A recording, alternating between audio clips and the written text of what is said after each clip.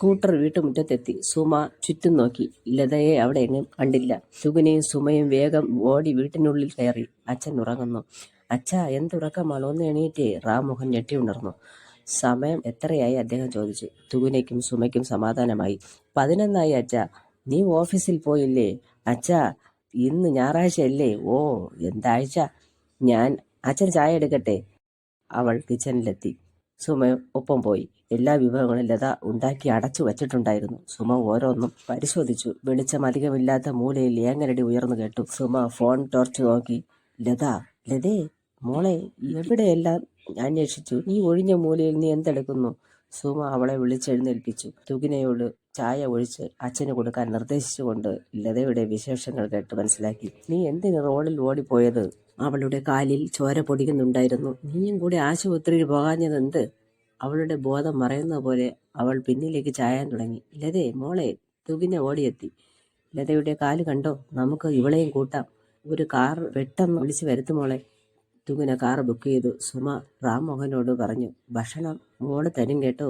എനിക്ക് ലതയെ ആശുപത്രി കൊണ്ടുപോകണം. അവൾക്ക് ചെറിയ മുറിവ് പറ്റി. കല്ലെന്തോ കൊണ്ടിട്ട്. പോകട്ടെ, പെട്ടെന്ന് പോയിട്ട് വരാം. മോള് കാർ ബുക്ക് ചെയ്തിട്ടുണ്ട്. മോള് ഇവിടെ ഉണ്ടാകും കേട്ടോ. അത് കുഴപ്പമില്ല സുമേ, നീ വേഗം പോയിട്ട് വാ. എനിക്ക് കണ്ണ് കാണാത്തത് നിനക്ക് വലിയ ദുരിതമായല്ലേ? ഇല്ല, എനിക്ക് അങ്ങനെ എനിക്കങ്ങനെ ഒന്നും തോന്നിയിട്ടില്ല. അവൾ സ്നേഹമോടെ അയാളുടെ കൈ പിടിച്ചവൾ പറഞ്ഞപ്പോൾ റാംമോഹൻ തിടുക്കപ്പെട്ടു പറഞ്ഞു. പെട്ടെന്ന് ആശുപത്രിയിൽ പോകാൻ നോക്കൂ. നിൽക്കണ്ട, പെട്ടെന്നാവട്ടെ. തുവിനെ ഓടി വന്നു. കാർ വരുന്നുണ്ട്.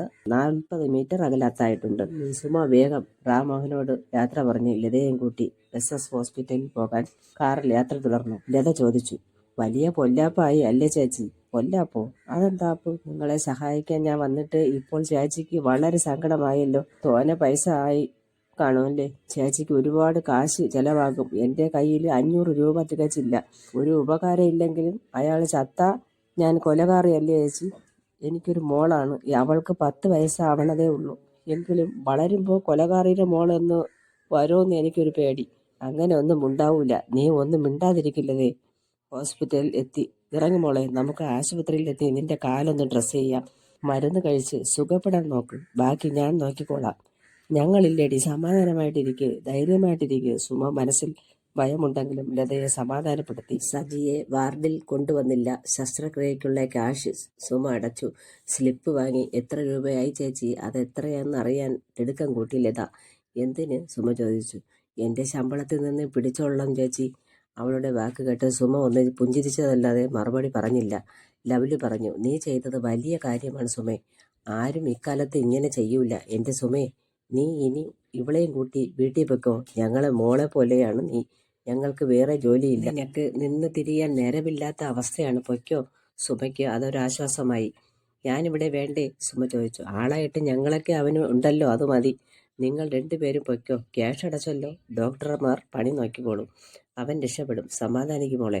ലവ്ലി ലതയെയും ആശ്വസിപ്പിച്ചു. ലതയ്ക്ക് മുറിവിൽ മരുന്ന് വെച്ച് കെട്ടി. കഴിക്കാനുള്ള മരുന്നുകൾ ലത ഭദ്രമാക്കി.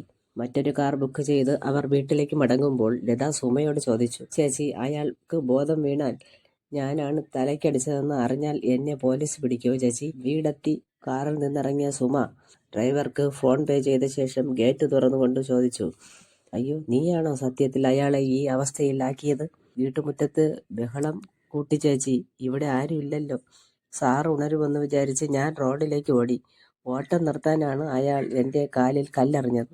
സുമ ലതയെ അതിശയത്തോടെ നോക്കി. അതുകൊണ്ട് അതിന് പകരം നീ അയാളുടെ തലയ്ക്ക് എന്തുകൊണ്ടടിച്ചു? 2 പേരും സംഭവ സ്ഥലത്ത് പോയി. അവിടെ ഒരു തുരുമ്പ് പിടിച്ച കമ്പി കിടപ്പുണ്ടായിരുന്നു. ഇതെടുത്ത് അടിച്ചു ചേച്ചി. റോഡിൽ ചോര കണ്ടവൾ കരഞ്ഞുകൊണ്ട് പറഞ്ഞു. ഇത് സജിയുടെ ചോരയാണ്. ഇതെല്ലാം ചെയ്യാൻ നിനക്ക് എങ്ങനെ ധൈര്യം വന്നുള്ളതേ? ഞാൻ വേണമെന്ന് ചെയ്തതല്ല ചേച്ചി. ധൈര്യമില്ലാത്തവളാണ് ഞാൻ. പലപ്പോഴും ഇയാളുടെ അടി കൊണ്ട് കരഞ്ഞിട്ടേ ഉള്ളൂ. ലോകത്തിൽ എനിക്ക് ഇവിടെ നിന്നാണ് സ്നേഹവും രക്ഷയും കിട്ടിയിട്ടുള്ളത്. അത് എനിക്ക് തന്നത് ചേച്ചി മാത്രമാണ്. ചേച്ചി ഇല്ലാത്തപ്പോൾ അയാൾ സാറിനെ ഉപദ്രവിക്കുമോ എന്നെനിക്ക് പേടിയുണ്ടായിരുന്നു. ഞാൻ പുറത്തു പോയാൽ അയാൾ എൻ്റെ കൂടെ ഓടുമല്ലോ. അത് മാത്രമേ എൻ്റെ ബുദ്ധിയിൽ വന്നുള്ളൂ ചേച്ചി. സുമ അവളെയും കൂട്ടി വീട്ടിനുള്ളിൽ കയറി. ഫോൺ ബെൽ മുഴങ്ങി. സുമ ഫോൺ എടുത്തു. അതെയോ? അത്ഭുതത്തോടെ അവൾ ആ ഞാൻ പറയാം. ലത സുമയെ നോക്കി. ബോധം വന്നല്ലോ, അങ്ങനെ ദൈവം നമ്മളെ രക്ഷിച്ചു അല്ലേ ലൗലി? ശരി, ഓക്കെ. ഫോൺ സുമ ഓഫാക്കി. ലത ഓടി വന്നു സുമയോട് ചോദിച്ചു, എന്തായി? അയാൾക്ക് ബോധം വന്നെന്ന്. ലതയ്ക്ക്